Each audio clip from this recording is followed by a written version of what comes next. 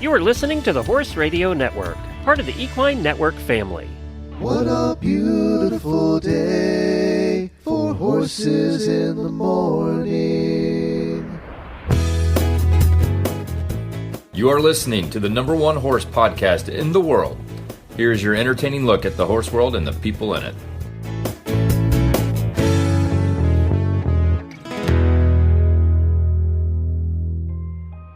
I'm Ashley Winch in Albuquerque, New Mexico, and you're listening to Horses in the Morning on Horse Radio Network for Thursday, October 31st, episode 3553.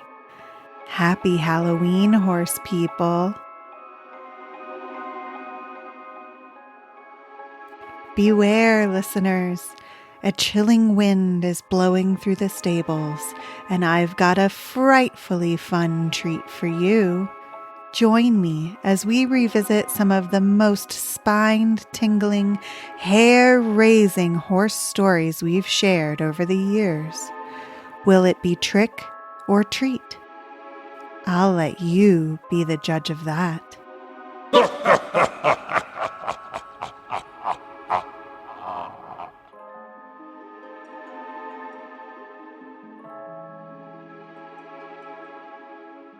This is a story by Angel Cantrell. Okay. It was a chilly, rainy, gloomy day in October. The sky was gray and the wind blew the rain in sheets. Lady had been napping in the run-in shed all morning, and now she was feeling a bit peckish, so she meandered out into the weather to find a good snack. The geldings had been huddled miserably in the rain just outside the range of her evil eye, and they took advantage of her leaving to charge hastily into the dry warmth of the run-in shed. The pasture was soggy and the rain was beginning to pick up, but she continued unabated. A mare needed to keep her girlish figure, and good clover was only to be found under the big oak tree. She had reached the tree and was munching contentedly when suddenly lightning flashed and thunder boomed across the valley. She spooked playfully and blew her nose, challenging the storm. Lady looked to the sky in the west, waiting for light to come again. It did. Closer this time, and the thunder boomed louder. She bucked for joy and began to run, feeling the rain beat against her coat. On she ran, faster and faster. She bucked and played, snorting against the wind. It whipped her mane, and she pushed against it, running to the top of the hill in the pasture. She stopped for a moment to catch her breath and blew a whistling challenge to the wind. Thunder boomed again, and she bucked, beginning to run down the hill against the wind, reveling in her strength. She was a mare, powerful, strong, all-knowing. Nothing could catch her. Nothing could stop her. Everything bowed before her, the mare. For a few minutes more, she enjoyed her race against the wind, but as she started to tire, she began to circle back to the shed. The geldings were standing like wussies in their shelter, fearing the storm. She stopped and reared, whinnying at the wind. As she landed, she caught sight of something behind her. Whirling around, she blew another challenge, confidence radiating from her. Until she actually realized what she saw. It was the most evil and feared creature that a horse will ever see. It was a plastic bag. It blew towards her, large, white, and looming. She froze, waiting to see if it would blow past. The bag blew to and fro, drawing ever nearer, and she snorted uncertainly, watching it closely. Her fine ears twitched towards the geldings and back to the bag, her large, round haunches tensed, ready to spring away. She would not show weakness in front of the geldings, whom had just become aware of the bag that was holding her attention. They paced, calling to her, telling her it was safe in the shed. Lady stood strong, still watching the bag. Deciding it would likely blow on by, she began to walk quickly and deliberately to the shed, determined to show no weakness. All of a sudden, the bag blew directly between her and the shed, heading straight for her. Freezing again, she took 1 second too long to decide, and instantly the bag blew directly onto the bush in front of her. Frightened, she whirled and bolted, at first cantering just out of reach, but the bag blew off the bush and swooped after her. Annoyed, she turned on the afterburners. Catch her, would it? We would see about that. She galloped up the pasture, becoming more and more alarmed as the bag began to gain ground. Filled with growing dread, Lady galloped onto the stand of trees in the corner of the pasture, attempting to lose her pursuer. She looked behind her and bucked in victory, not seeing the white crackling villain.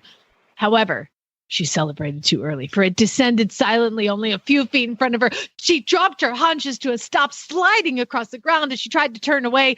Dread turned to terror when the bag brushed her flanks, and she turned to run back. Galloping at top speed, she did not look back to see if it was behind her. The pasture was several acres, and the gate was down by the run-in shed at the opposite end of the pasture from the trees. Her lungs and legs burned as she pushed for the gate. There was no one who could help her now, no one except the humans. She would run to the gate and make these humans bring her into the barn away from the wild plastic bag. She, lady, would pace a hole in the ground until they brought her in. No, she would not stop at that. She was a mare. She did not deserve this injustice. She would tear that gate down and then come back later to deal with those useless geldings. Mind made up, she pushed herself to gallop faster, still not slowing to discover if the bag was following. Lady made the final turn before the gate, readying for a burst for her powerful body to tear it down. She would just run right through the damn thing if that's what it took. Just as the gate and the water drop came into sight, she saw them. It was a coven of plastic bags. They floated ethereally in the air surrounding the water trough and the gate, and she counted more than 5, and horror overcame her mind as she realized that this was it for her. Legs flailing, she put all 4 in reverse and stopped hard in a wash of water and mud. One of the plastic bags noticed her and turned and pointed at her. She started to back away when her legs touched water. Horrified, she looked down. She was standing on a muddy island surrounded by water, and a moat of water was widening before her eyes, too far to jump. It started to encroach on her island, which grew smaller and smaller, heading for her hooves. Other bags were visible in the water, just like the ones in front of her. Terrified, she reared, trying to keep her hooves away from the ones in the water. She closed her eyes as she landed, waiting to be pulled under and killed. As her hooves came down, they landed in a small puddle. Eyes squeezed tightly shut. Lady did a check of her body. Except for the heavy breathing and tired muscles, she felt nothing. And then she heard, was that laughter? She opened her eyes, and there in front of her were the humans. She watched them bewildered, trying to figure out why they were laughing, why no one was comforting her or putting out a bounty on plastic bags. One of them held something out to her. She pulled back at first, but the human talked softly, and she came up to smell it. The plastic bag. It was a poncho. Another human revealed themselves from under another poncho. The humans were the coven of floating plastic bags at the gate. She snorted suspiciously, eyeing them. She stepped back. The water splashed, and she blew at it also. Where had the water come from? Looking past the human, she saw a broken pipe. The humans were out here fixing a broken pipe in the rain. She pricked her ears looking for the geldings. Were they laughing too? Oh no. The humans were laughing, and now she realized they were laughing at her. Lady shook her mane and pinned her ears, giving them her best mare glare. Laugh at her, would they? Oh, they'd pay. They'd all pay. Her ears pinned back and her nose wrinkled tight. They were the ones who should be filled with horror, because now she would show them where they could stick their laughter. And the weeks after the bag incident, many strangely malevolent things happened. Every hoof pick in the barn went missing. All of the polos became unrolled, and every fly spray bottle stopped working. Someone spilled the grain bags and knocked over a haystack, making a huge mess, but no suspect was ever found. All of the horses' shoes were found mangled beyond repair in a pile in the woods, and every blanket was ripped, straps destroyed. The geldings lived in fear, never knowing when their next scrape would come, for they had all incurred the wrath of a mare. That was so well written and so well read, I might add.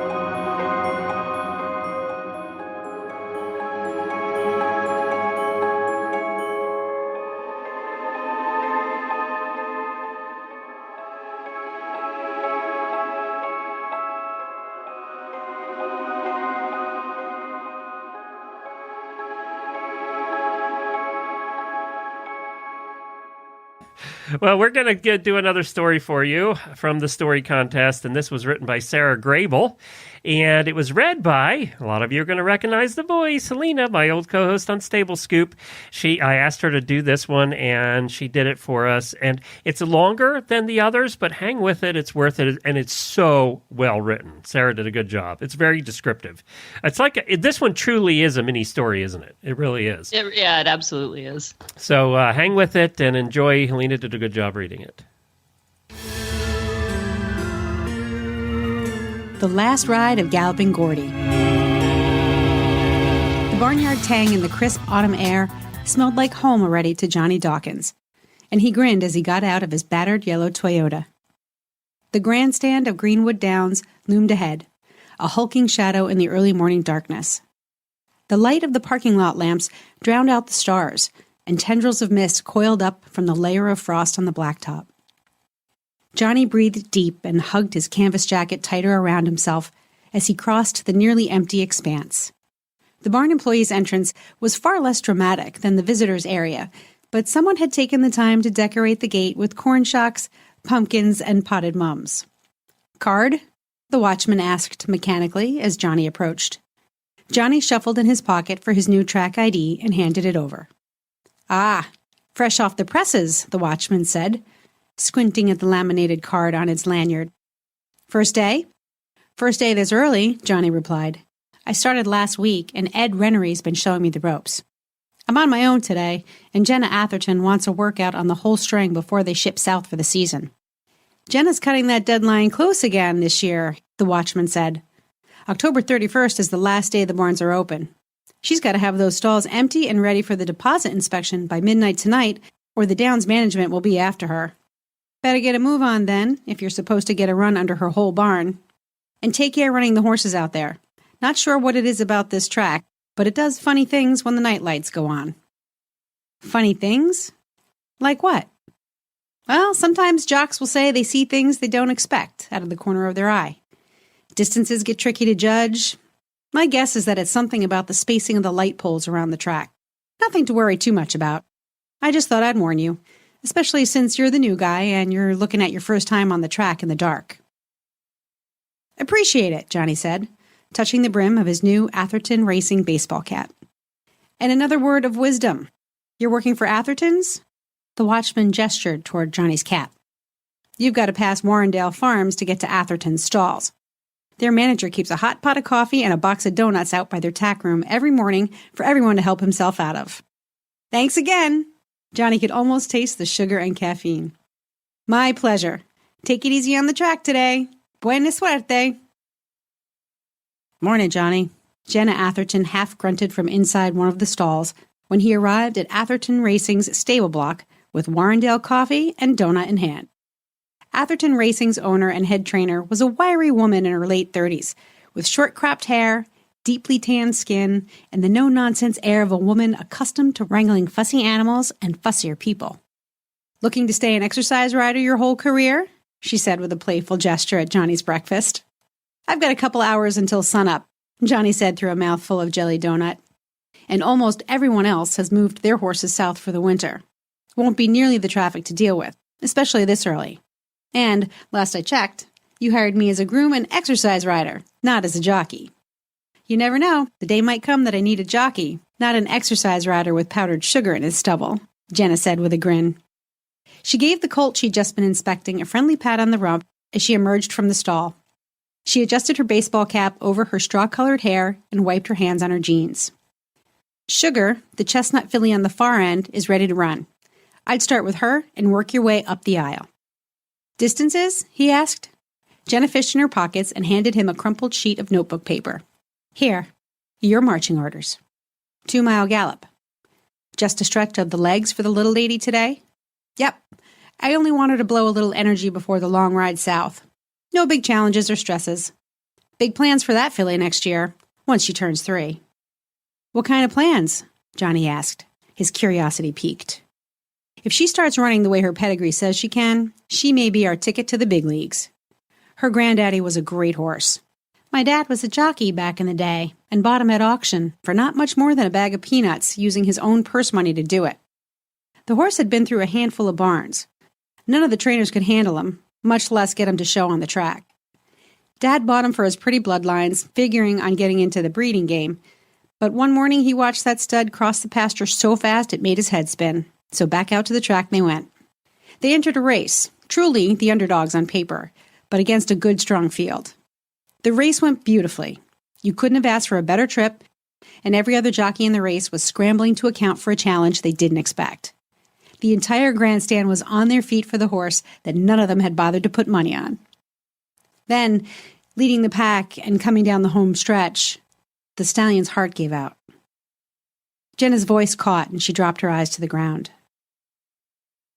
"That's a 2-mile gallop for Sugar," Jenna finally said, her voice a bit huskier than usual. "You got it, boss," Johnny said.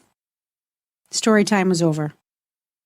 Sugar met him at her stall door, her amber eyes bright and glittering. She nickered as Johnny found her saddle and bridle in her tack trunk, and he grinned at her Jockey Club name, engraved on all of her gear. "Trick or treat," he said to himself. "Perfect horse for me to take out for the first ride on Halloween Day." Sugar nickered, and Johnny quickly got her saddled and on her way across the paddock to the track. An outrider held the filly for him as he swung aboard, and they set off at a swinging trot to warm up while Johnny adjusted his stirrups and put his goggles on. The track was empty, save for the handful of outriders patrolling the oval. Johnny took a deep breath, easing Sugar up into a lope and relaxing her into the gait for a furlong before he began to let her out into a gallop, taking full advantage of the empty racetrack. As they rounded the far turn, Johnny heard hoofbeats coming up fast behind him. He looked under his elbow and saw a burly black stallion gaining ground on his chestnut filly. The jockey guided the big black up alongside Johnny and Sugar, matching their pace. "How you doing?" the jockey called out. "Just a nice little gallop," Johnny shouted back. "Atherton's filly?" "Yeah. Jenna wants you to open her up, see how she does alongside another horse." "She told me just a 2-mile gallop," said Johnny. "Trust an Atherton jock who's been around the track a few times. Let the filly strut." The black horse started to pull ahead of him, and the jockey glanced back at Johnny with a challenging grin on his face. Johnny grinned back and closed his hands on the reins, feeling a surge of energy out of Sugar as the filly sensed the change in their plan. She regained the ground to match the burly black, stride for stride, without Johnny even having to ask her for the speed. "Come on, kid," the other jockey shouted. "Race you to the wire." Johnny did a quick check of his bearings. "That's a mile. I'll see you at the end of it." The black began to pull away again, his stride stretching out effortlessly. "Let's get him, Sugar," Johnny muttered, beginning to urge the filly onward.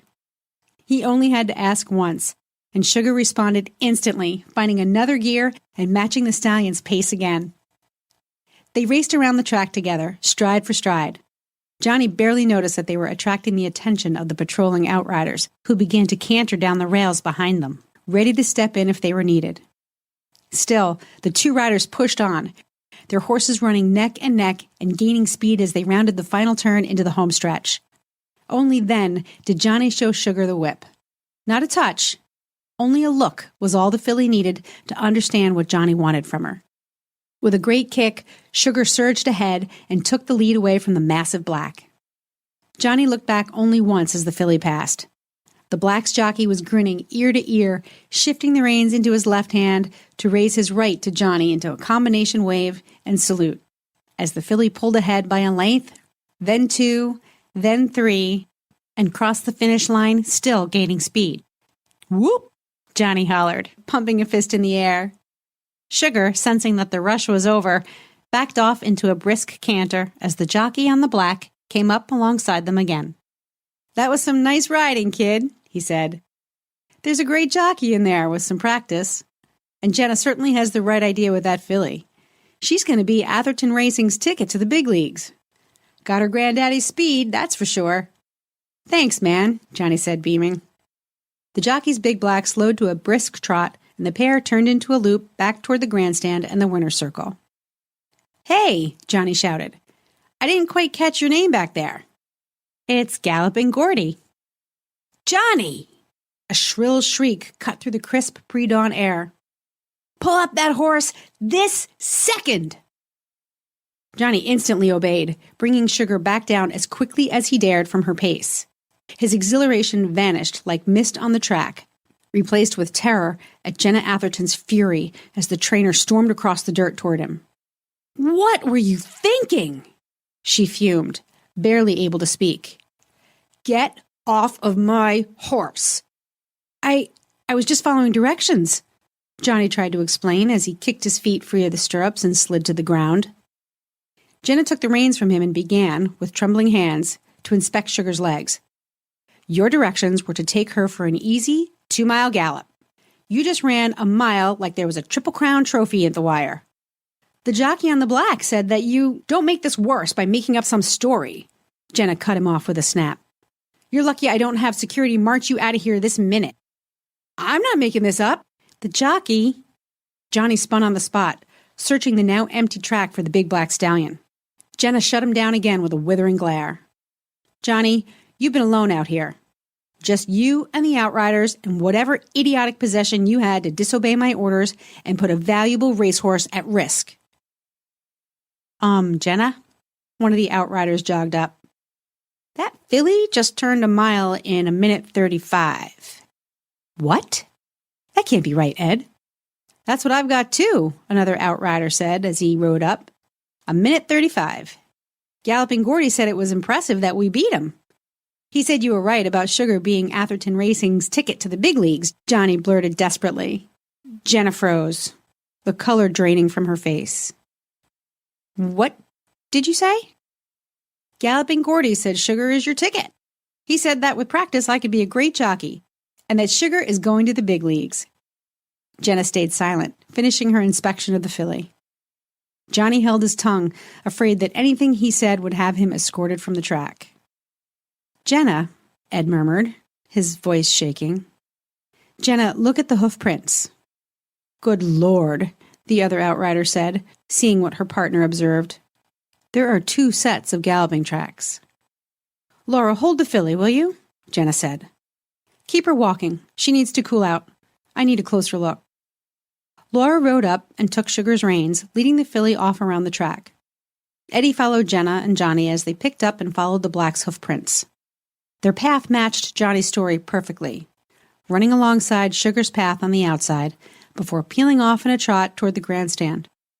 A collective chill ran down all 3 of their spines when they discovered that the tracks vanished halfway across the track. "Johnny, we'll hot walk the rest of the horses only today. We can finish packing their gear to move out while they're in the walker. We'll talk later about getting you more ride time." "So I'm not fired?" Johnny asked. Jenna Atherton didn't answer, instead silently walking the rest of the way to the grandstand and vanishing through the ladies' room door. "Want to ride back to the barn?" Ed asked Johnny. "Sure," Johnny replied, accepting the outrider's hand for help up to ride double. "What was that about?" "Galloping Gordy Atherton was a legend of a jockey on this track," Ed said. "Jenna was just a wee little thing when his horse went down in a race. Gordy died in the wreck. That black stallion of his rolled clean over him. Looks to me like Gordy's still keeping an eye on his little girl and the horses, though." Johnny's flesh prickled as Eddie put his horse up into a jog and they returned to the barn. The sun was just beginning to creep over the horizon, painting the sky in a pale blue and orange. Johnny tried to shake the feeling that someone was watching them and wondered, after the morning's events, what else his career with Atherton Racing would bring.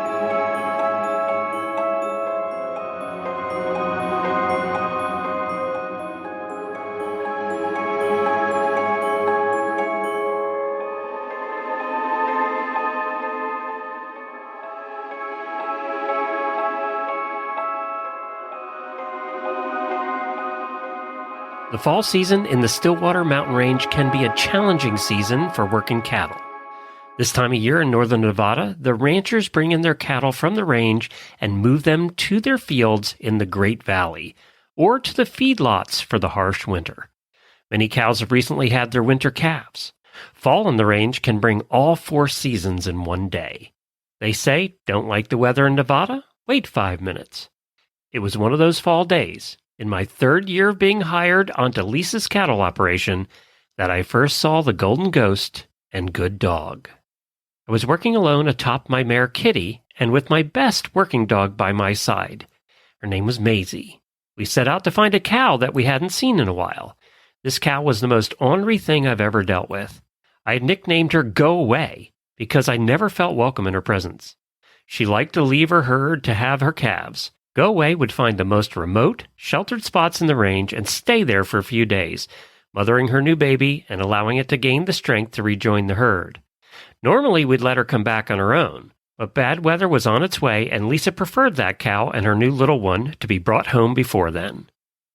I had looked for this cranky mom cow for hours. The beautiful crisp day that greeted me with its far-reaching warm fingers had turned angry. Wind was biting at my face. Kitty had her eyes half closed and her head cocked to one side as the wind relentlessly cut into our bodies.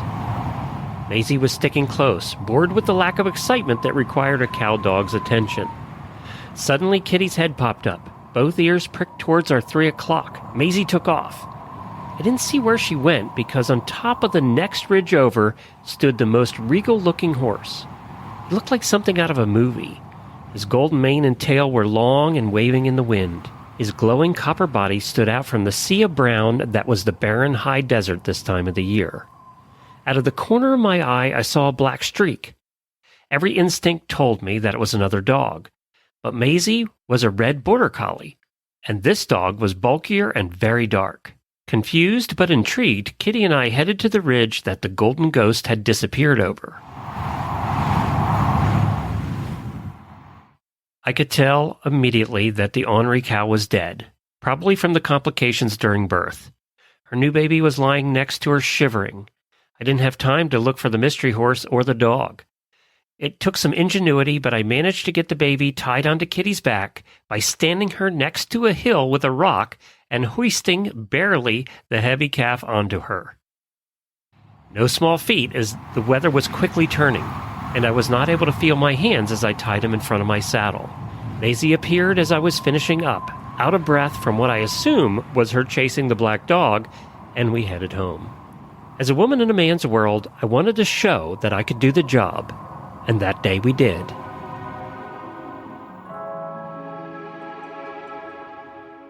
I saw the golden ghost and the good dog, the black dog that I saw, many times over for the next year, always when I was alone, always leading me to whatever I was looking for. I never saw a good dog clearly. He was a black streak that you couldn't train your eyes on. I assumed they belonged to a local rancher that also had his cattle in the range, so I never inquired as to why they'd be out there. I thought of them as my lucky buddies in the lonely mountains. The following fall, Lisa joined me as we set out to locate the herd. The next day, we planned to come out with a larger crew to round them up for the drive home. The weather was cool but clear. We couldn't have picked a better day to be out there. Our horses and dogs picked their feet up into the higher elevation with gusto and determination.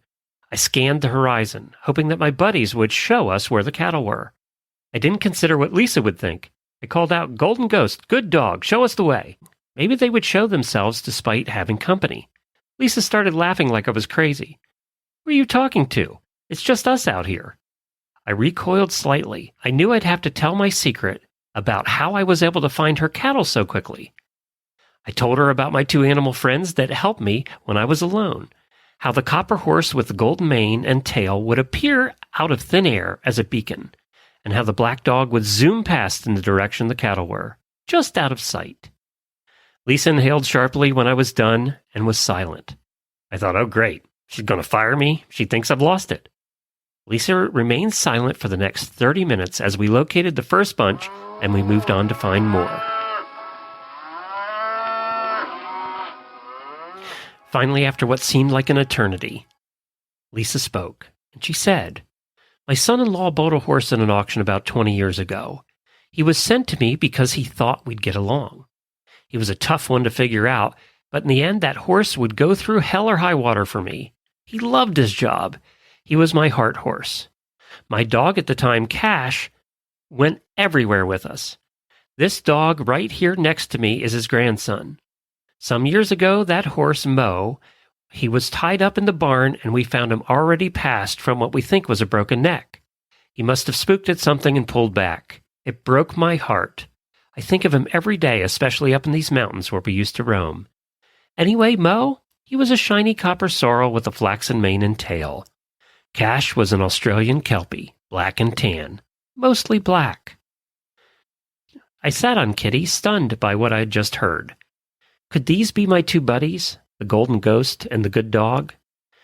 We continued forward at a now contemplative pace. We were up in the high country now, out of the valley floor, where the hills seemed to go on forever. Pinyon pine dotted the landscape. Our horses' ears pricked. Lisa and I looked up just to see a black streak and a flash of gold disappear over the ridge to our left. I smiled and turned to Lisa, about to point out the obvious, when I stopped myself. Lisa had tears in her eyes and was staring off in the distance. No words were spoken as we made our way in the direction our friends went, sure to find the cattle we had been looking for.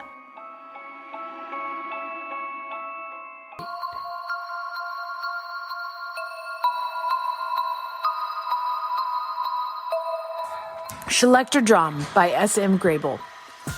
There's a trailer pulling in, Ashley called from over the hay bale that she carried as Maggie passed. That'd be the new arrival, Maggie sighed, setting the water buckets down at the side of the aisle and tucking flyaway strands of hair behind her ears. Can you get the lesson kids going while I get them settled? Sure thing, Ashley replied. Do you think this group is up for a trail ride? The leaves are really turning out there.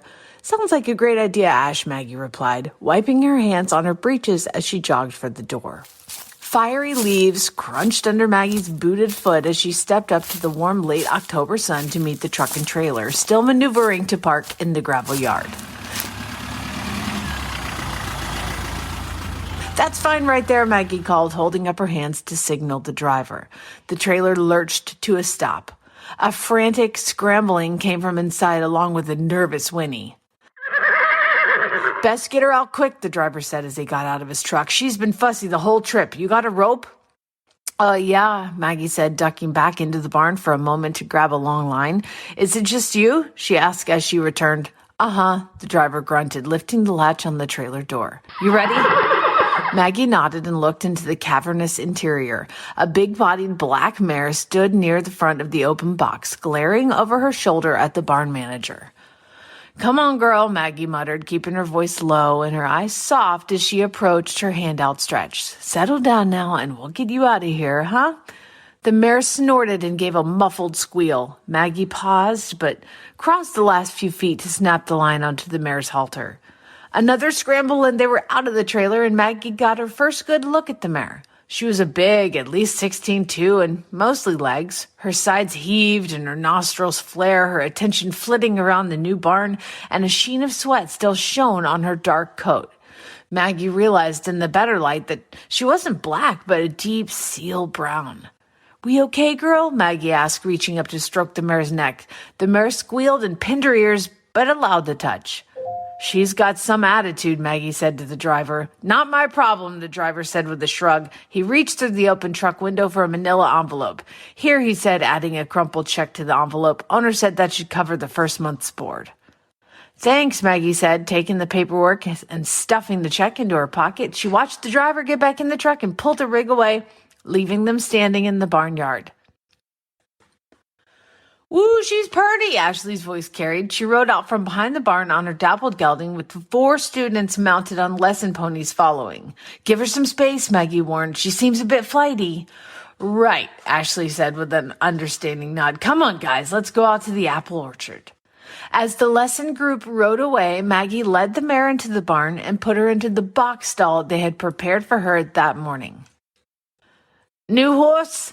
A voice behind her made Maggie jump when she saw Obi, the elderly Amish man from down the lane, standing in the aisle. She relaxed.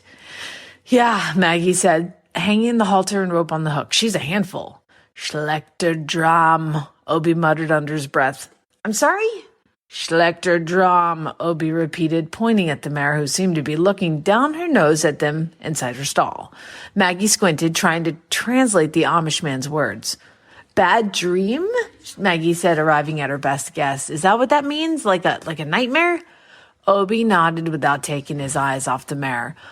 She's not a nightmare, Maggie said with a laugh, reaching up to stroke the mare's cheek before she peeled the manila envelope open to pick through the paperwork. She's got a name, hang on. Godiva. I suppose that suits her. Maggie shook the papers back down into the envelope. Come on, Obie. Let's let the lady settle in. Obie nodded, but muttered something into his grizzled beard that Maggie didn't hear. I'm sorry? Beware the selector drum, Obie said with an air of foreboding that raised the hair on the back of Maggie's neck. Watch yourself, Miss Maggie. Obie shuffled away down the barn, vanishing down the side corridor where Maggie kept the fork and shovels. Maggie shook herself and left Godiva in her stall, the Amish man's words rattling around her mind as she went back to the little office she kept in the corner of the tack room. She poured herself some coffee from the ancient drip pot, hoping that the new brew would settle her nerves and begin to update her records for the new arrival. Ashley returned with the lesson group before long, and Maggie shifted gears to help the students untack the ponies and get them back in their stalls.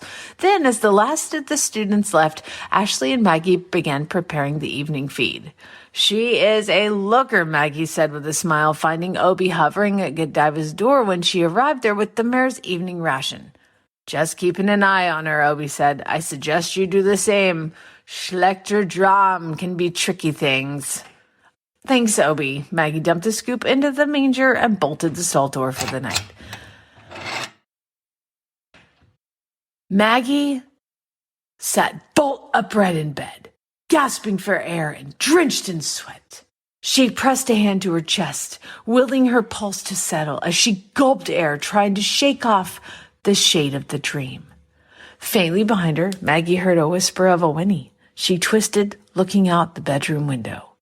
The barn was there, hulking, dark, shadowy, faintly gleaming under the light of the waxing moon. She gulped back the fading night terror and listened again. The whinny didn't repeat, and nothing looked or sounded amiss around the barn. She laid back down to bed, and sleep slowly drifted back over her. The week passed without a great deal of difference from the usual. Maggie did chores, rode her horses, and conducted lessons. Godiva remained fussy and highly strung, and by the end of the first week, Maggie decided it was simply the mare's nature. Obie gave the stall a wide berth when he was in the barn. Maggie began to expect the unsettling dreams every night. Without fail, she would wake, soaked in sweat, the sound of whinnies echoing her in her head. On the third night after the mare's delivery, as she sat up, gasping for her mind to stop spinning in the darkness, the whinnies grew louder and louder. Finally, as one whinny seemed almost at her elbow, making her jump nearly out of her skin, she leapt into her slippers, grabbed her robe as she passed, and ran out to the barn. The shrieking whinnies continued as she rushed through the chill, late October night, crisp breeze ruffling her hair. She heaved the bar off the door and strode down the center aisle. The horses were fussy, most nickering restlessly, a few kicking or striking at walls. The wind carried into the barn, whipping dust and loose hay and bedding into the air. Maggie reached for the light switch, but the lights didn't come on. Damn, Maggie swore, fumbling her way into the barn office for a flashlight so she could check the barn properly. Armed with a flashlight and a bag of carrots snagged from the mini fridge in the office, she started going from stall to stall looking for anything to explain the restless animals and trying to calm them. Another crash rattled through the darkness, coming from farther down the barn near Godiva's stall. Maggie latched the lessons pony stall that she was standing in and rushed down the aisle. Godiva stood near the back of the box stall, her head high, her nostrils flaring. She bobbed on her haunches, threatening to rear, her forelegs striking erratically. For a flash, Maggie thought she saw a strange gleam in the mare's eye. Moonlight. Only moonlight filtering through the open window. Maggie tossed the last of the carrots into the mare's feed bin and went back to the house, bolting the barn doors behind her. Halloween morning dawned foggy and crisp, the bright sun quickly adding a layer of warmth. Maggie found Ashley already working on the morning chores. Maggie joined, then left the barn around lunchtime to go to the feed store to put in an order to pick up some lunch for herself and the barn crew, plus an oversized bag of candy for any trick-or-treaters that might come by the barn that evening. She returned to find Ashley starting at the afternoon lesson, her outdoor arena filled with half a dozen costumed students. Maggie smiled to herself as she parked the truck, but as her eye caught the brown mare cantering restlessly along the fence of her paddock, she seemed to glare at her. Obi left just after they finished evening feeding before the Halloween festivities began. He muttered a couple words under his breath, and Maggie thought she caught the phrase "schlechter Dram" again. Have a good night, Obi. Thanks for everything.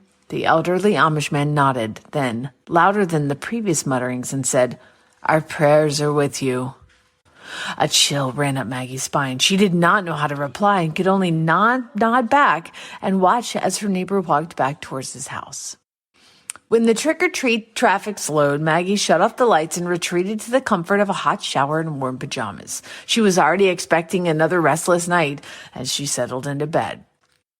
The whinnies started the instant she put out the light, and she fought to ignore them. The past few nights' experiences tell her that it all had to be in her head. Maggie pulled the blankets over her head, but the ghostly whinnies only grew louder and louder between her ears, bringing a creeping dread into her heart that something was horribly wrong.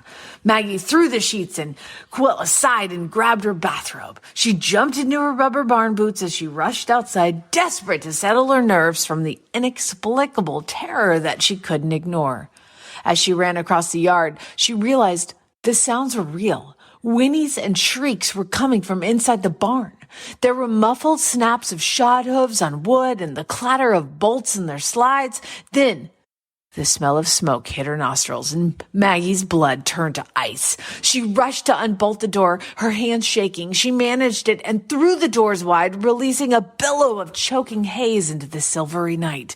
Tears began to stream down her face as she rushed down the aisle from stall to stall, tearing the bolts open and throwing the doors wide. She found a long lunge whip propped along one of the doors and began to use it to try to chase the horses out.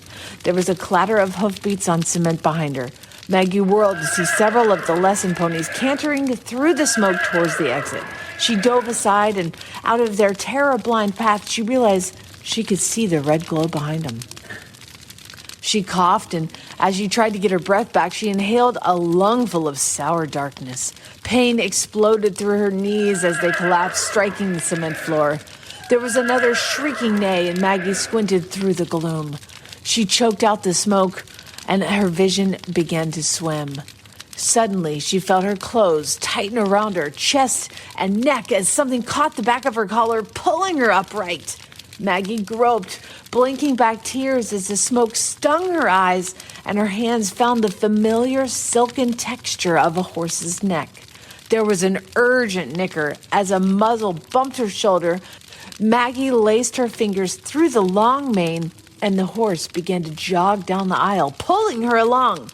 Fresh night air flooded her lungs as the horse emerged from the conflagration, and Maggie's grip failed. She tumbled to rest on the grassy yard, coughing and retching. Oh my God, Maggie! Ashley's voice filtered through the cacophony of roaring fire and emergency sirens. Come on, deep breaths. Oh God, we would never have known you were in there. The horses, Maggie choked. All the horses.